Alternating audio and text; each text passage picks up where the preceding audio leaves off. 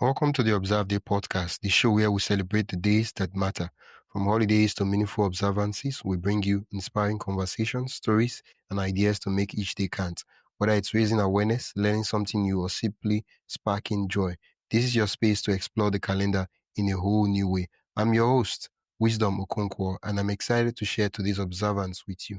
Let's dive in. Welcome to Observeday podcast, where every awareness day becomes a reason to act. Today, we're observing World Children's Day, a day dedicated to reimagining a better future for every child, no matter where they come from or what they've faced. Our guest, Sharon Dunlevy, is a passionate educational advocate for children in foster care, a trainer for foster parents, and a speaker raising awareness about the gaps in our education system. With a background in special education and deep understanding of federal education laws, Sharon empowers caregivers and educators to ensure that foster children don't just survive school, they thrive in it. In this conversation, we'll explore what it means to truly stand up for the educational rights of children in foster care, how trauma impacts learning, and why empowering foster parents could be one of the most powerful solutions we have to break in the cycle. Welcome to the podcast, Sharon. Thank you, Wisdom. I'm glad to be here. Yeah. Sharon, you've made it your mission to improve educational outcomes for children in foster care. What first opened your eyes to how deeply these children were being left behind in the system? So, about 7 years ago, I took a job as the educational advocate for children in foster care through a licensing agency here in Indianapolis. And before that, I had known about children in foster care and I had a background in special education, but I really didn't know about the gaps that were there with children in foster care. The fact that a quarter of them will age out of care without a high school diploma. Another 20% will end up homeless at some point. Another 20% will be incarcerated at some point. And another 20% are parents at a young age. And so it all of a sudden occurred to me that if we were doing a better job at educating them, they would not be leaving care unprepared to live on their own and be successful as adults. Yeah. Wow. Wow. The stats are they're crazy. Yeah, yeah, yeah. They're very eye-opening, right? When you hear them, you think, wow, that's a lot of kids that are not succeeding. Yeah, it's a lot. Uh, it's a state of emergency. It needs to be declared urgently. Yes. Yeah, it really does. And we don't talk about kids in foster care enough in general. We know they exist, but we just don't talk about them. And so it's easy to forget that there's this whole group of kids that need extra help. And if we're not the ones helping them, who's going to? Yeah. Well, we're doing this episode talking about World Children's Day. It reminds us of the rights to education and protection for every child. And I'm curious, before we go deeper into the conversation, how far are we, in your view, from truly honoring those rights for children in foster care? I think we're pretty far away, and the reason is because even though there are some federal laws that oversee some of the education as well as child welfare in general, every state here in the U.S., every state implements those laws differently. And then if we go worldwide, every country has their own interpretation, their own ways of educating as well as taking care of children. One of the deficits that I see in the U.S. is we don't do enough at the front end to stop children from being put into foster care. We're not helping the families when they're struggling. We're not helping them when there's addiction and alcohol issues. We take their kids away and then we might try and help them. We're not helping them when they fall into poverty and can't house their kids or feed them. Again, there were things that we could be doing at the front end to stop that from happening. And then because in the U.S. we're so mobile, a lot of times we don't have family to rely on. I think in some other cultures, there are less children in foster care. They may not be being raised by their parents, but they're probably being raised by family members because their families are still closer together. Whereas in mobile communities or countries where we tend to move around a lot to go for jobs and stuff, we don't always have that support in place. And so our kids are ending up living with basically our strangers. That's true. And I'm curious. I know you mentioned. I think it's a lot of it's just cultural, right? In some communities, family is important, or even if they're not families. In some cultures, the community is family. And so there is this blended idea of raising kids together. Whereas in other cultures, like the US, we tend to be much more independent. We rely on ourselves. We don't know the names of our neighbors, and I'm as guilty of that as anybody else. We don't look to our neighbors for support or help.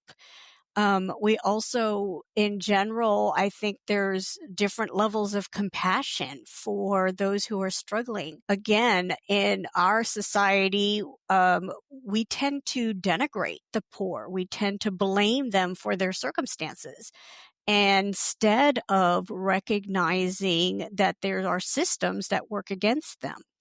In other cultures, because they're more community minded, they're much more empathetic. And so they're on the lookout for those families that are struggling and are automatically trying to find ways to help them. And so, it just really depends on how things have evolved within each culture and where their priorities are. And in some ways, I feel like the US's priorities have really skewed away from compassion and empathy and community towards this more, everybody should be able to just pull themselves up by the bootstraps. And it's not, in my opinion, a very healthy mindset. We've lost that care for each other.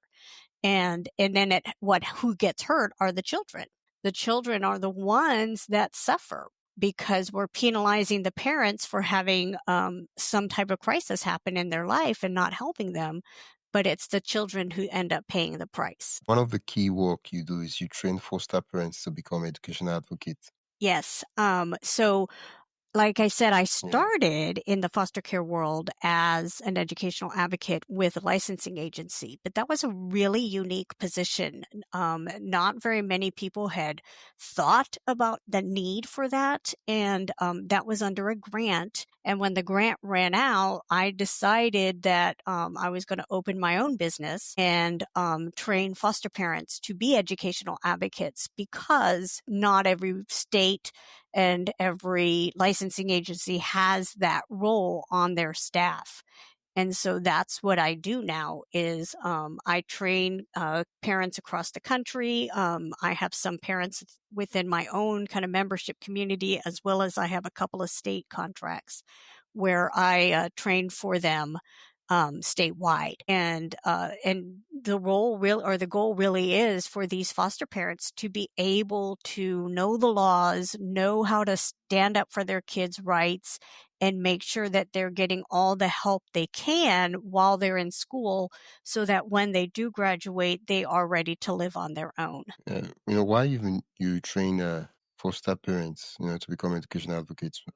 What are some of the misconceptions you notice, even amongst about the law that protect foster children? Before we dive deeper, I'd love to invite you to join the Observeday newsletter. Every week, I send you highlights of upcoming observances, creative ways to celebrate, and behind-the-scenes extras from the shows. It's the perfect way to stay inspired and never miss a meaningful moment.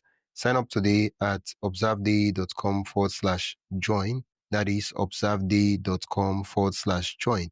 Now, let's get back to the conversation. Education amongst parents, amongst foster parents, and even educators. Yeah, so there's a lot of confusion, and a lot of that is some of the laws are newer, especially the main law that protects foster kids in the U.S., which is the Every Student Succeeds Act. It only came into being in 2016. And some of the schools still are adjusting, because basically what that law did was it said that if a child moves homes, they do not have to change schools, where in the past, as soon as a child went to a new foster home, they had to change schools. Well, now they don't have to do that, even if the school is out of district, but the schools have to provide transportation. And so that becomes a little bit of a Oh, financial okay. burden, even though there is title money Yeah. from the government to help with that. They're just not really aware of how to navigate that system. And so foster parents will come into my classes and I'll tell them that, this is their rights. And even if they do have to change schools, they have to be enrolled immediately, even if paperwork is missing.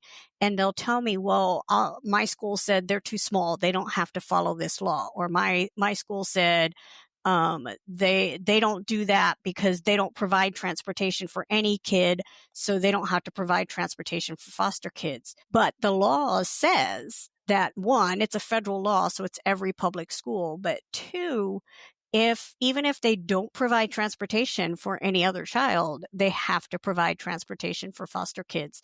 So there's all these nuances to the law that if they don't have somebody like me to help them learn all those nuances, they don't know that those are the rights of the kids. And sometimes, the schools don't mean to be wrong. They're not doing it on purpose, but they're Yeah. also not going out of their way to tell the parents. And the parents, if their state is not really taking this very seriously and they're not going out of their way to teach the foster parents these laws, then there's really no way for the foster parents to know them. So that's why I try and get these state contracts. I've written several reports that I have sent out to the different state child welfare services to kind of let them know, hey, these are the numbers for your foster kids. These are your graduation rates, and here's some areas where you could do some improvement. And some of them don't like to hear it, but I have had quite a few conversations with states about how can we improve this, what can we do better, and so I'm just trying to bring awareness that this is a recurring problem. And if the foster parents don't know, it's really hard for anybody else to really pick that up and advocate for those kids. Yeah. Wow. Yeah, I get that because the law is there, but if you don't know the law, it's Yeah. really hard to kind of ask that the law be enforced. Or when people break the law, that you point out that, oh no, you shouldn't be doing that, right? Because you're not even aware of the law in Right. the first place. Yeah. Yeah. And laws, we know, are very complex, right? They write things into these laws that, yes. Yeah, they write it. That's why there are literally people who spend 6, 7, 8 years in school just Yes. to understand it so they can interpret Right. it for us. Yes. And I have like the big, Uh, I can dig a little deeper than, the average person, but there's still some stuff in there that I'm like, yeah. oh, I didn't know that was in there. And I've been doing this for 7 years. So, yeah. Wow. One of the things I noticed that you often talk about, first of all, I mean, while I was going through the profile and doing my research, it's kind of stood out because, I was like, oh, foster education and all these other things. And then I see trauma-informed teaching. And I'm like, oh, what is that? You often talk about the importance of trauma-informed teaching. And I'm like, oh, isn't trauma supposed to be a bad thing? And I'm like, why is trauma important? Well, for listeners who might not be familiar with the term, what does it mean and why is it so critical in classrooms that serve children in Yes. foster care? So, trauma is a response to a crisis event. And so we tend to think of trauma as one event, but what happens with children in foster care is that their, especially their early experiences will usually have been some type of abuse or neglect, poverty, possibly exposure to drugs and alcohol, any of those things that can cause trauma responses. And trauma is a persistent response where our brain stays in kind of a survival mode. We're always like on the lookout for danger. And so when a kid has trauma or has a trauma response and they go to school, it's really hard for them to learn because they're still just trying to stay safe. They Yeah. want to feel safe and they don't always feel safe. And so trauma Yeah. informed teaching or trauma informed care is when we recognize that that survival brain is turned on, and we have to use very specific tools as adults to get the kid out of that survival brain into their thinking brain. And traditional discipline does not work. Things like we would send a kid to the principal's office, or they'd have to sit in a timeout, or they'd lose recess. Any of those things where they are losing something or being isolated or even being pointed out in front of their peers is actually going to make the trauma response stronger.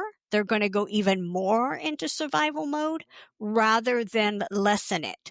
Trauma-informed care and trauma-informed teaching comes from the idea that our number one goal is to make this child feel safe. And once they feel safe, they can move out of that survival brain, get into their thinking brain, and then they can engage in learning. And so we have to kind of adjust the way that we work with them. We can't be isolating them. We need to be finding different ways to reach out to them. And it takes a lot of time. And when you're a teacher of a classroom of 30 to 40 and you don't have any aides in your room, I know it's a lot of work. But if we tried to teach every kid within that trauma framework, it would work for all kids, not just kids in foster care.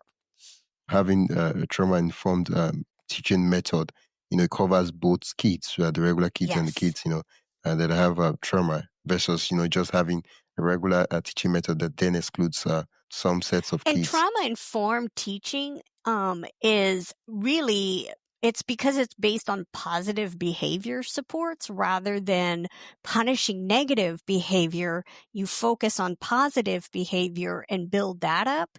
That's going to work for everybody, right? We've learned over the years that punishment does not correct behavior. If you want somebody to change the way they do something, it really comes when they're having positive responses. That's why our jail systems don't necessarily work the way they're supposed to. We're not causing them to stop committing crimes because we're not giving them anything to look forward to. All we're doing is punishing them. So that makes their brains think, oh, well, I'm just a bad person, so there's nothing I can do. Whereas if we focus on the positives and say, wow, yeah, you broke the law, but since you've been in jail, you've, gotten your GED and you've done this and you've done this, and we think you're ready to go back into society, then they're less likely to